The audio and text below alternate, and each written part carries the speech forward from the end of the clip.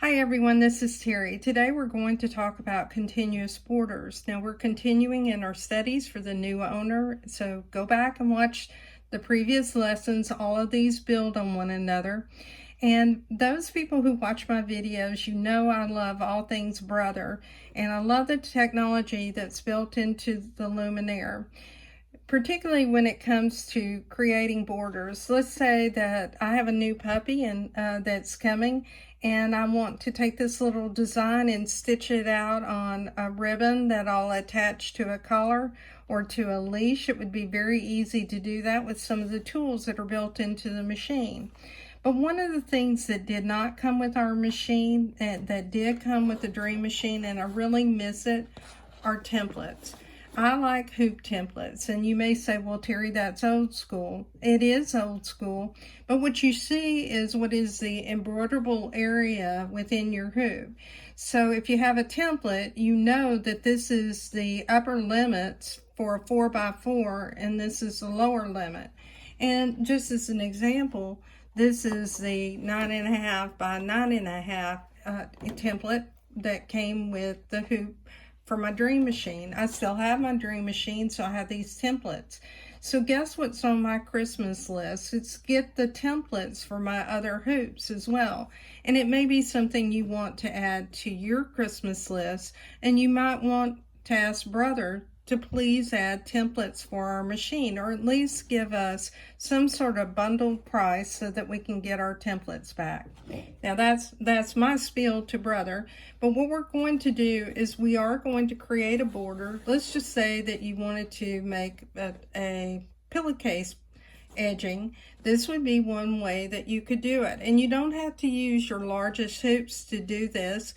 I'm using just a 4x4 hoop to illustrate this so we can stitch it out during the time that we're recording this video. So let's get started, and I'll show you what's built into your machine to make this easier for you. So let me get the camera adjusted a bit and myself, and let's go into embroidery.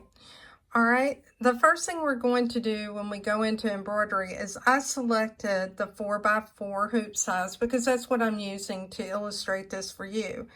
You can go up into your settings page if you want to add this to your screen. So go to settings and go to page 8 in your settings, and you'll see the frame size right here. You can select all of your frames from that list.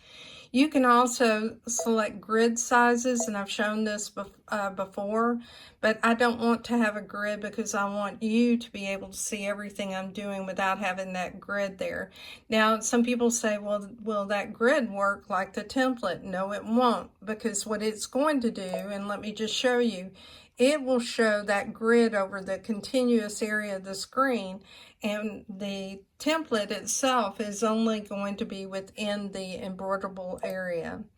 And embroiderable area means that that's the boundary of your embroidery. Okay, so now what we're going to do is we'll select the design. We're going to go into category 5, then category 3. And then I'm going to adjust my camera just a little bit so you can see the bottom of the screen. We're going to scroll through here, and I selected a pattern that was a little dog. You can choose anything, but one of the things that I do recommend that you do as part of a lesson is you take something that is like a ribbon or something else, and you try this out. So here's the little dog, and we'll choose set. Now, what I did is I did go in and I adjusted the size of the dog. So we're going to go to edit and go to size.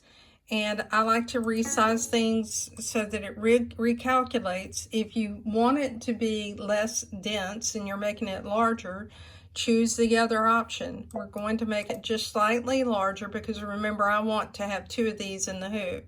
And let me just go ahead and move it up here to the top inside that hoop right now, and I'll choose OK. All right, now the next thing I want to do is go to borders, and we're going to go ahead and add an additional design. But what we're going to do this time that we haven't done in the past is we're going to add what are called alignment marks. So we'll select the icon right here. These are your alignment marks. And you'll notice right now it's in the top position for the top design. What I want to do is to add this to the bottom because I want to have an alignment mark so I can align my next design. So I'll go to the bottom, and even though this is a small design, just to show you, I'm going to add one to the left-hand corner and one to the right-hand corner. Now, when I stitched my design out, I did it in both corners. In fact, let me show you the design I stitched out and give you an idea of how it matched up. And you can see that this was the second design, so I was off one stitch, but it's fairly close and it's definitely in alignment. And by the way, this is just a piece of stabilizer. I buy it by the yard. This is tearaway, and I use this when I'm trying something out. It's much cheaper than fabric. Okay, so now what we're going to do is we're going to go ahead and choose OK. So we'll choose OK. And now we want to go to embroidery. Now, there's a couple of things you can do in borders for embroidery. This is going to be one thread color. So go into layout and choose the monochrome thread color, and that will stitch this out without stopping so much between thread colors, even though it is color sorted. Now I'll go ahead and remove the template from my hoop, and we're going to put the hoop on the machine. We're going to stitch out this design, and it'll tell you that it's going to move. That's fine. And now what we're going to do is we'll go ahead and stitch the design. If you have Upgrade Kit 1, you will notice that your Start-Stop button is already green. All you have to do is press it. And you'll notice that I marked this with a pencil just so you could see it visually. In fact, let me zoom in so you can actually see everything up close. So if you, for instance, had a piece of ribbon that you wanted to embroider for your child or your grandchild, this would be a great way of accomplishing that. So you notice that it didn't cut threads between the first and second design. It made it more or less a continuous design. And now it's cut the thread at the end of that design, but it's going to create those alignment marks. Now the alignment marks, you're going to use them to align up your border, but what you will want to do, once you've lined it up and hooped it, you're going to want to remove these marks. So the first thing I'm going to do is go ahead and rehoop this. And so we'll go ahead and remove the hoop. What I'm going to do is zoom you back out so you can see what I'm doing. And the reason I chose this small hoop is so that I could do everything in front of the camera for you. And we're going to go ahead and rehoop this a second time. Now, I'm going to go on and get that template because I want you to see how nice it is to have the template. And again, my feeling is that with the machine like this, that really it would have been nice if the templates came with the machine. So you can see that I need to have this lined up so that it's inside this embroiderable area to line up that design. That means that whenever I resized it, I needed to make it so that it was not so large that I couldn't get all of the design inside that square. I'm sorry, I lost my train of thought for a moment. So let's just go ahead and try to rehoop this. I may need to, let's see, that looks like it's pretty straight. You can see that I can tell whether I'm straight or not here. I might need to adjust it just a little. Okay, so those marks are now inside that hooping. And we'll see if we can reach up there to the very top of that design and if it's inside that hoop area, and we'll remove the template. And like I said, unfortunately, these did not come with the Luminaire. All right, I need to rethread my machine. I managed to unthread it. So lift up your presser foot and make sure it's raised when you rethread, and we'll just go ahead and rethread the machine. Okay, we'll go ahead and put this back on the machine, and now what we're going to do is we're going to use some of the tools that are built into our machine to help us line this up. The first thing we're going to do is we're going to go down here. We're in the layout screen, and what we want to do is we want to go up to the center of the top. And the reason we want to do that is we want to see if we've got this lined up in the center. So now what we're going to do is choose OK, and we're going to use one of the features that's built into the machine, which is your camera up here. So choose your camera option. You'll need to raise your presser foot or lower it depending on what the message tells you. And we'll go ahead and select that camera again. And we're going to turn on this grid, because this grid will also help us see if we've lined up our hooping, because remember I use a pencil mark. You would want to use something that washes away. Now what I'm going to do is I'm going to take my needle and drop it just to see if it's in the right position. You can turn off the needle point right here because it's not projecting something down on your fabric, and you can take your needle on your head of your machine and you can drop that down. So I'm just going to drop my needle down, and it actually looks like, and I'll raise the presser foot so you can see it.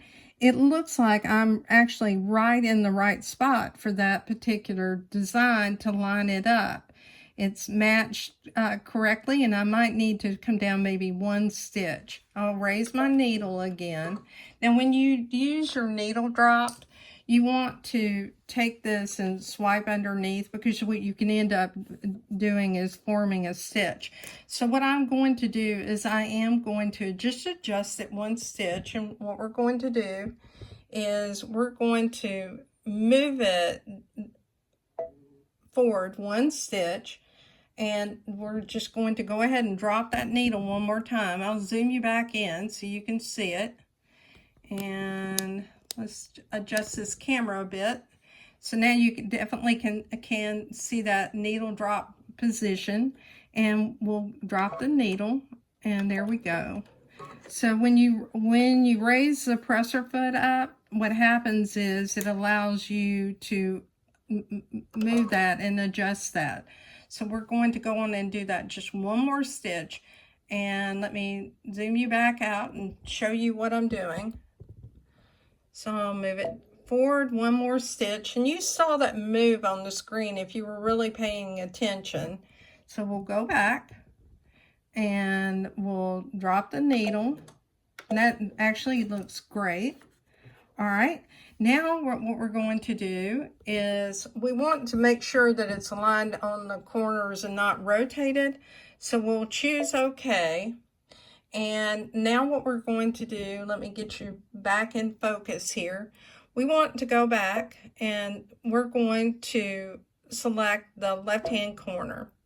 And this will be matching up with the left-hand corner of our previous design, which is somewhere up here. Choose OK. Now what you want to do is you want to go back and select your camera. Let's turn the grid back on again. And now what we're going to do is we're going to drop that needle as well. So we'll come back over here. I'll zoom you back in so you can see what I'm doing. And I'll drop the needle. And it actually looks like that is about perfect. Let me raise my needle up. And what you can do is raise your presser foot. I like to raise mine because that way I can see where that thread is. And it looks like it's almost perfect. I probably need to move one stitch to the left. So what I'm going to do is come back, we'll zoom back out, and we're going to move one stitch to the left. So we need to move to the left one position, and you can see that I'm doing that here. All right, let's try dropping it one more time. We'll come back and I'll zoom you back in.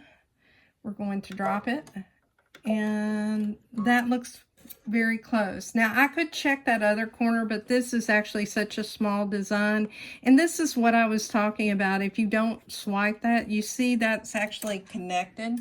So what I'm going to do is trim it, because what you're going to do is you need to remove these stitches. These are basting stitches that are alignment marks. I'm just going to go on and cut through those threads to remove it. And because these aren't going to be in our design. And try to pull these out very quickly.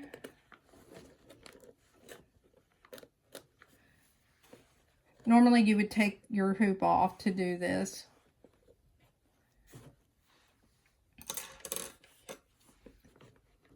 I'm just going to trim those so they're out of the way, but you would want to really clean it up. All right, we're going to zoom back out. Now what we're going to do, we're ready to embroider that next design. So let's go on and embroider it, and let's see how good we did. So we'll choose OK, and we're ready to start. So let's go ahead and give it a go.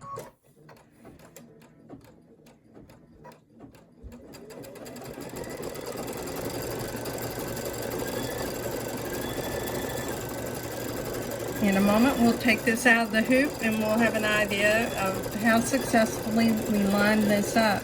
And like I said, you would use this particular technique if you were making, for instance, a border on a pillowcase, or if you wanted to do something on some of the linens, on top of your linens, and perhaps you want to decorate a ribbon, for instance, for a towel.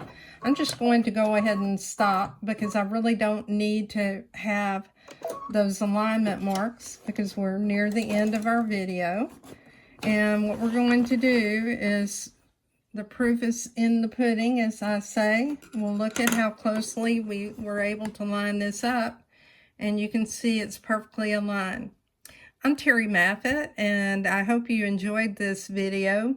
This is part of a series for new owners. If you like my videos, please like and subscribe to my YouTube channel, and make sure you notice that I have playlists, and those playlists are by topic. That will help you locate videos so you can learn how to use your machine. Join us in Facebook, in my Facebook group, Just Stitching with the Brother Luminaire. Thanks so much for your time, and have a wonderful day.